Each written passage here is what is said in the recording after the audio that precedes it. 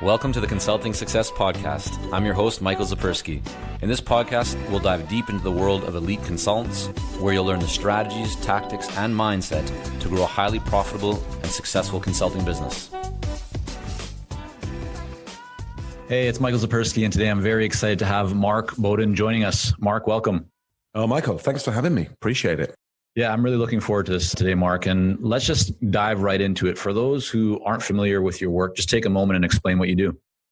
Yeah, so I'm an expert in human behavior and body language, and I help people all over the world stand out, win trust, gain credibility every time they communicate. So it's really about human communication and how you can use your own behavior and body language to influence and persuade people whenever you've got those critical communications. Now, I do that through I've got 4 books out there on body language and human behavior. I give a lot of keynote speeches all over the world, train people all over the world, and produce videos as well, and write a few articles.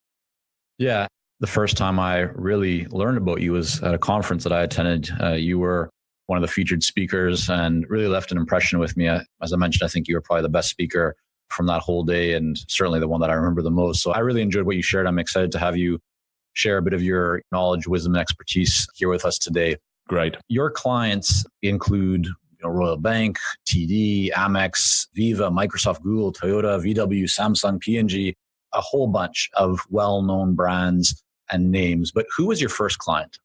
Oh, yeah. Wow. Okay. Now I've got to go way back. Yeah. So it was a PR company in London. And it was during the dot-com crash.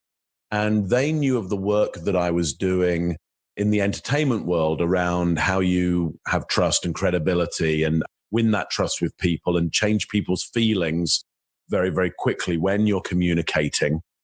And they came to me and said, hey, can you do that in the world of business? And I said, well, the people in the world of business got, roughly 2 arms, 2 legs and a head in the same place as everybody else I've been working with. And they said, yeah, roughly. Yeah.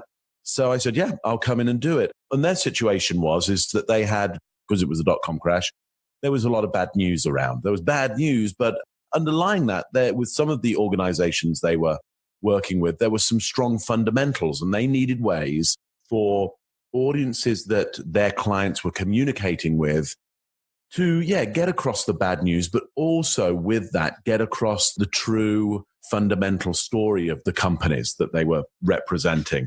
And what that meant is that people were going to have to build trust very, very quickly in a place where trust had been lost. And so that was my first corporate client. So you've really taken me back there. Well, I'm going to try and take you a little bit further around that as well. Yeah. How did you leverage that first client then to get your next one? Was it through just word of mouth, or, were you actively starting to seek clients and do your own marketing at that stage? Oh, yeah. Wow. You got some good questions. These are ones I don't get normally. This is good. So how did I leverage? I don't think I did. I think what happened next was, because at the time I was very much in the media entertainment area with my partner at the time, still is my partner, but a life partner and business partner still, Tracy.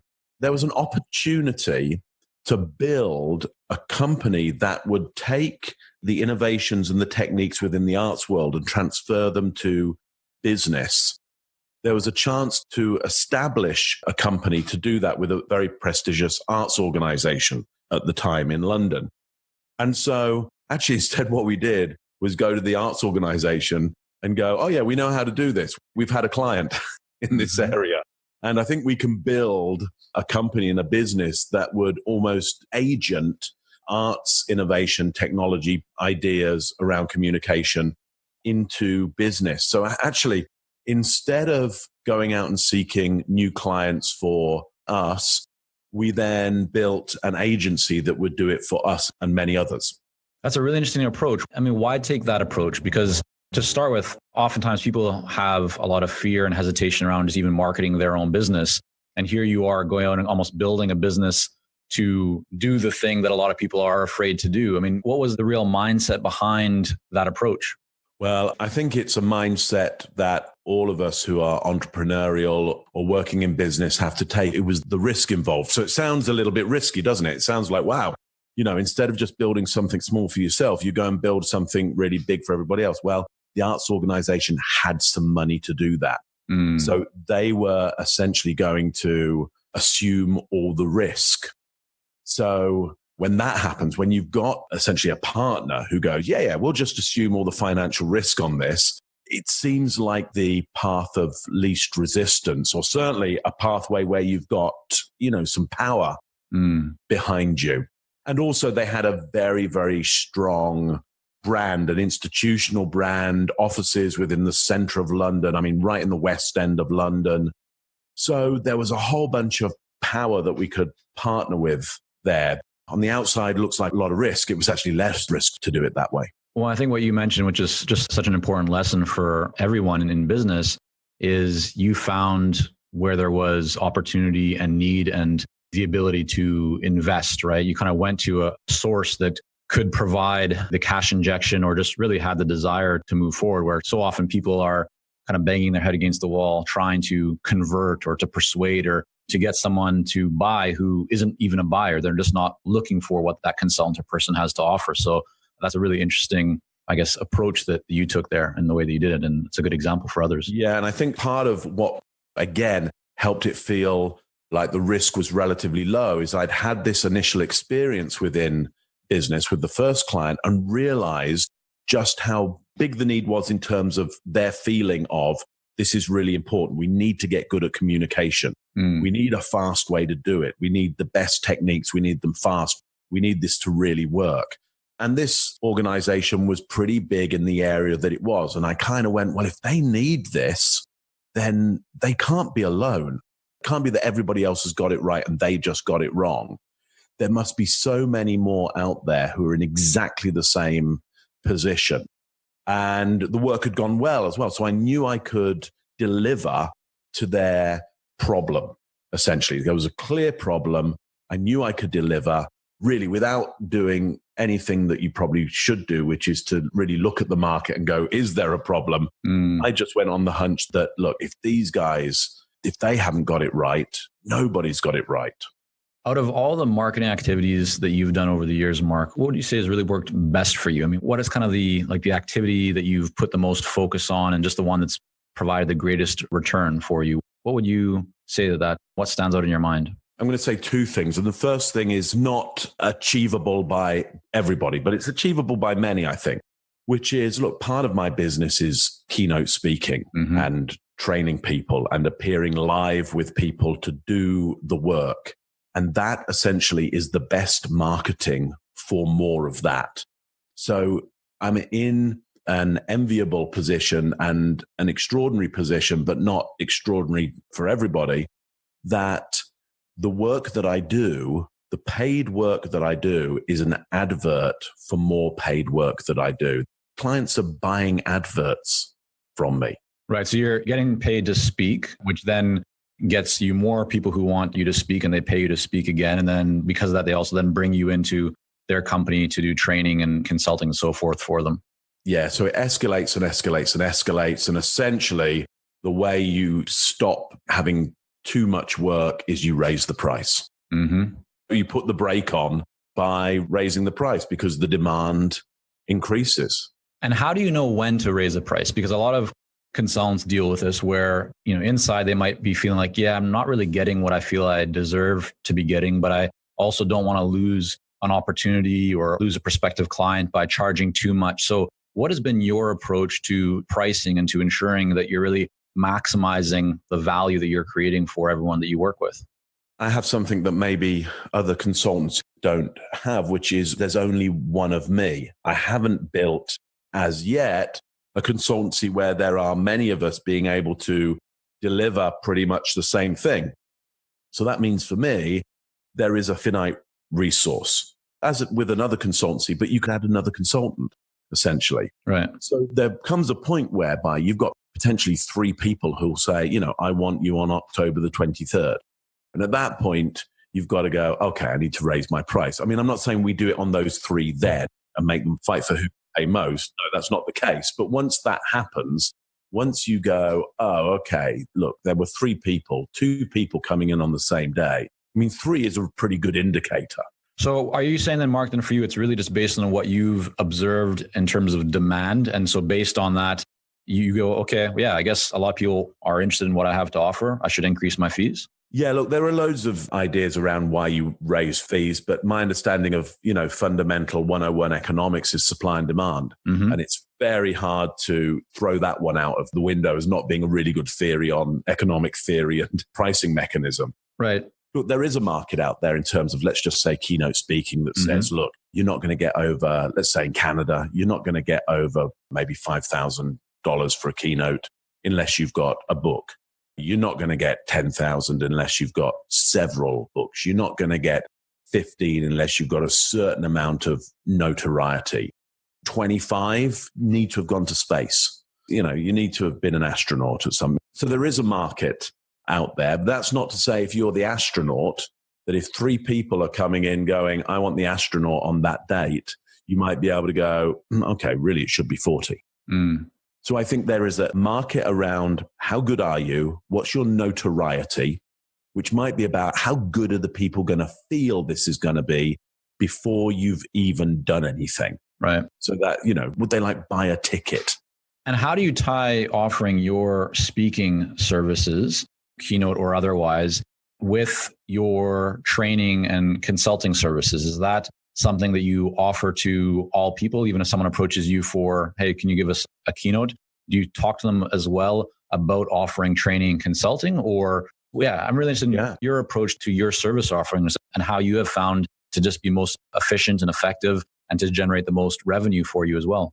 Yeah, I'm sure as many of the listeners find, if you have ways to create big value packages right up front, that can be a lot better. So if we can go to an organization or organization approaches us and we can say, look, the problem is maybe not in an individual area of the company. Why don't I do a keynote to everybody in sales? When's your sales convention? Let's do something for everybody in sales. And then let's find an area of sales that you want to put a little more focus on. And why don't I then come in and do some group training there? And then why don't we hone down on, let's say, 15 people there that you want to do some individual one-on-one training with? And why don't we look at the long tail of this keynote and there's some online video training that we can have? Hey, why doesn't everybody get a book? There's a whole bunch of avenues by which you can charge more, but charge more because you're adding more value and you're going in and going, let's deal with the issue, let's deal with the problem and make sure it's properly dealt with. Look, there are other organizations that go, yeah, we want an hour's keynote and then we're done because we want to say that we've done you. We did the body language thing, communication and body language, we're done. That's okay as well. It's just the really smart organizations that really do have an issue and want to deal with the issue will want to engage you for that bigger piece. And so, of course, they get a better result out of that. Well, I think, and also what you just mentioned, Mark, which is a really great example for everyone, is you didn't just say, hey, yes, we can do speaking and we can do some coaching, we can do some online training. So it wasn't about the input or the deliverable. Right. It was really about the way that you explained it is based on the need and the value and the opportunity. And you kind of went layer by layer deeper into the organization. You're finding ways then to provide more value to that organization. And so, of course, you're going to talk about what the deliverable is that they're getting, but it's also about the output, right? The result, the outcome.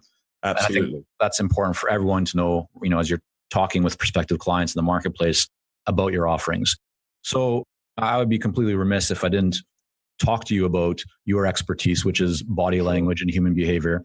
So let's just kind of dive into that for a moment here. What do you believe are the most common mistakes that consultants or other professionals, especially kind of in professional services, are typically making when they meet with buyers?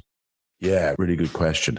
I imagine what's happening, and I imagine this from what I've seen with consultants that I've worked with, especially when they're in that trying to prove themselves state. Let's say it's that selling state, essentially. They start using the behaviors of the seller rather than the behaviors of the consultant.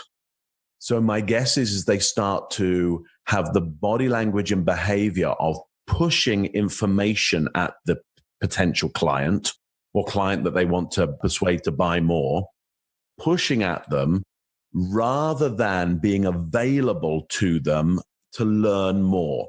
My fix around this would be to go, what do you think the body language and behavior of selling is?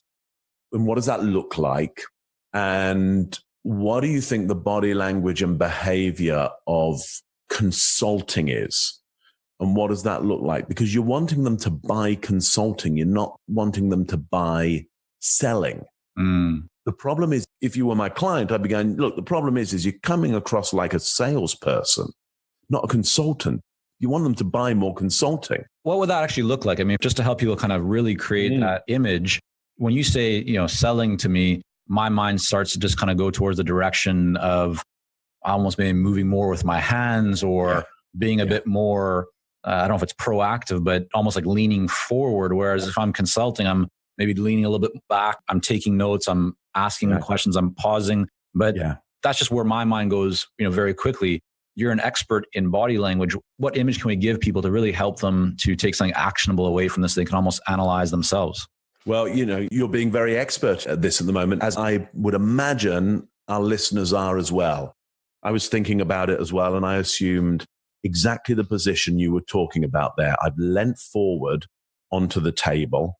I'm ready to speak like it's my go, because I've got to push information at you. There's an urgency, there's an urgent tension in my body right now. Every time I talk to you right now, I'm gesturing forward towards you. And my gestures are quite, I would say, agitated, kind of angular and almost kind of jabbing at you. Because I kind of want you to say, I'm buying. Okay. And now what I'm going to do, I'm not leant back in my chair, but I'm now sitting more upright in my chair. I'm now supporting my own body a little bit more. Instead of my hands being at chest height, which they were as I was kind of leant on my table and jabbing at you, my hands are free from the table. I'm doing these open palm kind of gestures at around my stomach, navel height. It's more open. It's more gentle. And I'm already feeling like I should stop talking to you right now and let you talk a little bit more, because I want to know more about you. Well, what's interesting, Mark, when you're saying this right now, I feel like your tone and your pace of your voice changed. Exactly. And they have. And that's not on purpose. That's part of what we call the cascade effect in behavior. That's natural. This is the natural voice, I would say, of the consultant me. And if I just lean on the table now again, and I'm assuming these positions of what I believe to be the salesman, and there's nothing wrong with this. There's no bad behavior. There's just results that you wanted or didn't want. It's just when I'm the consultant me, I need to give them a taste of the consultant, not the taste of the sales me, because I need them to get a sense of here's what it's like to work with me. And I don't think they need to work with a salesperson. They need to work with a consultant. So again, you can hear this difference in tone, this difference in rhythm that naturally comes. I mean, it may still be interesting for you. I bet it has an urgency for you. I bet it wants to move you on to the next stage. And I'm not saying within our sales conversation that there isn't a place for this person here. I would just want to give you, more often than not, a taste of this person. Clearly, you've applied this in your work with very well-known organizations. So obviously this works, and you've written books about it. I've seen it firsthand from one of your talks. But for everyone listening who might be saying, well, this sounds just a little bit hard to believe, or does this really work? And if I change my tone or my posture, is that really going to have a tangible impact and benefit and result for my business? Can you share, Mark, maybe a quick case study or just results that your clients have seen or that you've witnessed firsthand when people adjust kind of their mindset and their actions and their body language in meetings or in sales types of situations? Oh, yeah. I mean, I guess it's still a little bit anecdotal, but ultimately what happens when you do this consistently and you do the right actions consistently is there's a whole different atmosphere in the room. There's just a whole different event goes on. I mean, that's what you're trying to do with the body language. You're creating a different event. And therefore, with a different event, there's more possibility of the outcome that you want. The outcome fits the event. You create the event, you get the outcome. Now, how have I seen that transpire? And, anything from people winning elections to people doing literally $500 million deals where usually they haven't been getting them. I mean, huge economic differences, massive economic differences. On the whole, look, the stuff that's easy to do, the stuff that's easy to get, the deals, the clients that are easy to get, my guess is we're all getting them anyway. You're not in the business of consulting right now if you can't get the easy clients. They're yours. It's the ones that you are in competition for, or they're now like yours to lose, and they're big pieces of work, and you know that it would make a difference to your business. And now the anxiety sets in, the confusion, the not knowing, will I get it? Will I not get it? Will I win? Will I not win? And the body language of that can leak into the room and set the agenda and set the atmosphere and pin the event down to outcomes that more fit the not knowing. So you get outcomes like, yeah, we'll go away and think about that, because you were behaving like somebody who should be thought about outside of the room, not thought about there and then with you. And you're behaving like somebody who shouldn't be decided on right now, rather than somebody who deserves a decision right now. So, others conform to us. We start to play a role for them, and they perform to that role. We start to perform and behave as the person who should be thought about outside of the room, not in front of them. And so they go and do that, and they say, yeah, we'll go away and think about that. Rather than if you're the person that behaves in such a way that says, look, what's your decision right now? What are you thinking right now? And you have that body language of somebody who comes across as, if you want to reject me right now, I can take it. It's okay. You can say it in front of me. Or if you want to say, let's work together right now, I can take that right now. So I hope that was descriptive enough to give you an idea of what goes on. Well, I think it certainly is. And really what I love about this, Mark, is that I think all of us know this to be true. We've been in situations where we feel either very connected to someone or very uncomfortable with someone based on how they're speaking, their actions, their speed or tone and pace. And we've seen that. But I think what's very interesting is that very often, because I think even for myself, this resonates, where most of us don't actually spend time thinking that much about how are we going into a conversation in terms of our body language or our tone. It's just kind of maybe an afterthought. And we end up finishing up a meeting thinking to ourselves, oh, like, did I talk too quickly? Did I say the right things? Did I interact the right way? And so we kind of analyze it. But if we approach every opportunity and actually prepare for this as you're sharing with us a little bit beforehand, give some thought to it, it can really make a big difference. Right. And just to fill on that, I think there's a process, very quick process you can use around that. My guess is when you're going into pitch, for example, you're putting a lot of thought into what is the product, the service, the consultancy that they need. Okay. And how can I best let them know that I can supply that and more, and delight them? But how much time are we spending on who is it that they need as their consultant? Who is it that they really need? And if I know an idea of who is it they need, how much do I want to be that person with them in the room? Can I supply that to them? Can I make sure that I do everything I can to be the person that, show up as the kind of person they need, to show up as the kind of person that I want to be?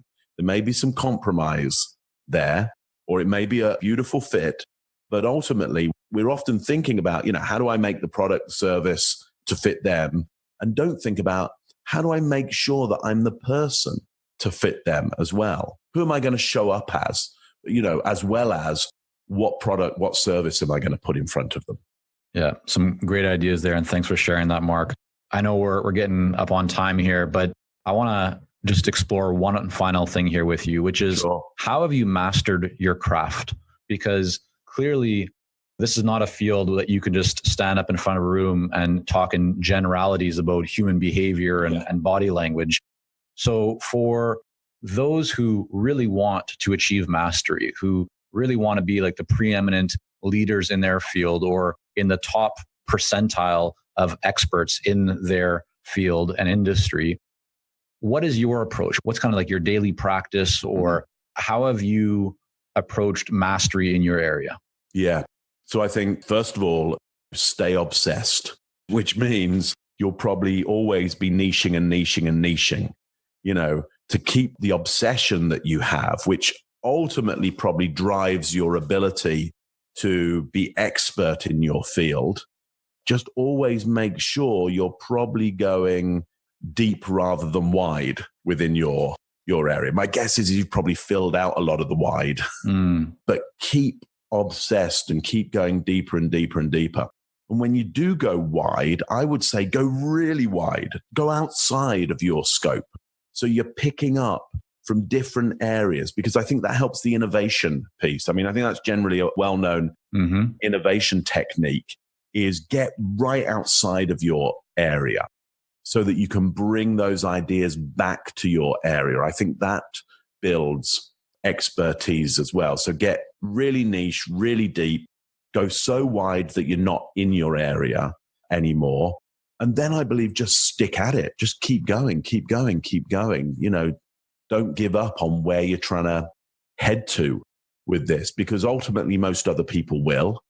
And I'm never quite sure whether it's about being the best or just lasting longer than anybody else. Right. Yeah. Definitely. Yeah. So there's my take on it. So I just want to clarify one part on this, and that is that you mentioned being very specific and focusing in. So you've done that with human behavior and body language. I mean, when I think of Mark Bowden, I think of a body language expert, also probably because the talk that you gave that I saw was on that topic. The book that I have of yours is also on that topic. I think it's a McGraw-Hill title, I believe. But you also mentioned going wide. And so how does that look? Because as an example, you could brand yourself and position yourself as a communications expert or a communications trainer. But in my mind, I have the body language expert. So just can you kind of fill in a few of those gaps for me? Oh, so wide for me might look like recently I did a course at Harvard in molecular gastronomy. Oh, wow. Okay.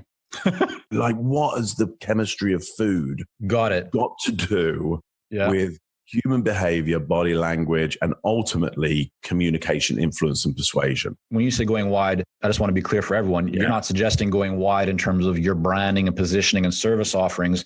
You're talking about mastery in terms of studying and opening yourself up to different potential breakthroughs that can only come from studying and looking at things outside of your core area. Right, absolutely. And because of that, that's why when you get into a deeper engagement with me, say we would have worked one-on-one together, you would experience not only that depth of knowledge within the consulting that I'm giving you, but some innovations there, which are only because I purposely seek to look way outside of what people would expect to be the scope, which means I've got tools and techniques that just nobody else is going to have. And so I think what that speaks to in terms of the consultant is, in terms of the brand and the positioning, I would guess, is that you're getting something which is just way more intelligent than many of the other potential products and services out there. It just feels more valuable. Well, Mark, this has been just terrific. I want to thank you again for coming on here. But I also want to make sure that everyone can learn more about your company and your work and just have an opportunity to dig deeper into all of that. So what's the best way for people to learn more about your work and to connect with you? Yeah, very simple. Just get over to truthplane.com, TRUTHPLANE, truthplane.com. You'll find me there. Wander around there. You're welcome to contact me anytime. You'll find ways to contact me. Link in with me, Mark Bowden. Get to know me. I always talk back with people. So reach out. Please do. Good stuff. We'll have all of that and more in the show notes. So just head over to consultingsuccess.com, type in Mark Bowden. You'll find us there. Go to the podcast page. We'll have all the links there for you. Mark, again, thank you so much for coming on. Oh, been great chatting with you. Great questions. Thank you, Michael. Thank you for joining us on this episode of the Consulting Success Podcast. For more episodes and to subscribe, rate, and leave a review, head on over to iTunes. And if you'd like to develop consistent lead flow and a highly profitable consulting business, learn more about our coaching programs at consultingsuccess.com.